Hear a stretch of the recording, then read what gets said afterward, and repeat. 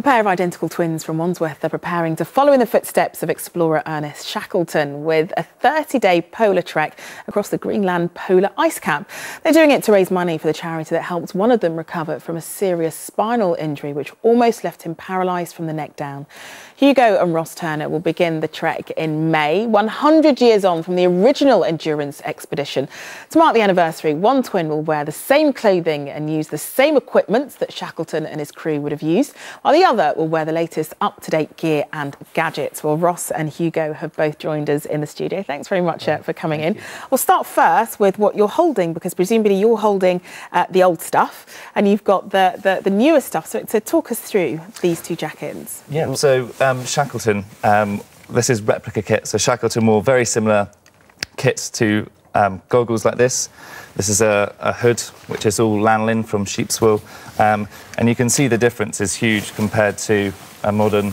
Wow. It's just all the modern insulation you have and the lightweight, you know, that probably weighs more than this, which is twice the size. But will you be warm in that by comparison to that? It's not too bad, to be honest. This has a very flashy branded image, but this is all natural material. It's basically the same underneath, except it doesn't have all the colours. OK. Well, you're both familiar with challenges. I mean, I think it was back in 2012 that you rode the Atlantic as the youngest four-man crew in order to be able to do that. I think we've got some pictures of that. But where did the idea for doing this come from? It was trying to put a spin on what's already been done. I mean, there are explorers all over the place. You know, Greenland's been explored, the North Pole's been explored, and it's trying to use what we have as identical twins to really showcase what explorers went through 100 years ago. And Ross, what kind of training have you been doing for it? We've been pulling tyres, basically. That's the only way we can simulate, because we're not in a cold, snowy climate. So road tyres from the local garage have been sufficient enough with our harnesses to run around Wandsworth Common and train that way. That's incredible. I'm sure a few of our viewers have seen you do that and wondering, oh my goodness, what's going on? But Hugo, this of course is for charity, and it's to do with an accident that you had, and you had a spinal injury. So talk us through what happened. Yeah, it was 2007. I was in Cornwall on summer holiday and dived in and didn't see the sandbank underneath the water and crushed my neck, resulting in a compression fracture.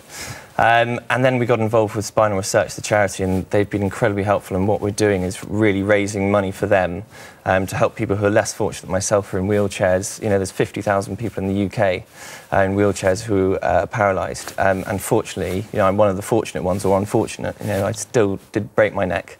But it's really, you know, helping people who are paralysed. Yeah, well, I mean, Ross, obviously, as I said, it's not the first time that you guys have done this. No. Why do you keep going on these expeditions? I was incredibly fortunate for Hugo to be walking. Obviously, twins have a special bond, as they say.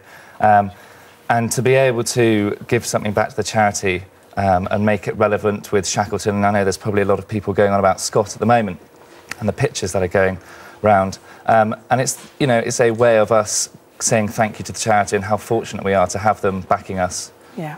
All right. Well, Hugo and Ross, good luck. And I hope you have fun at the same time. Thank you.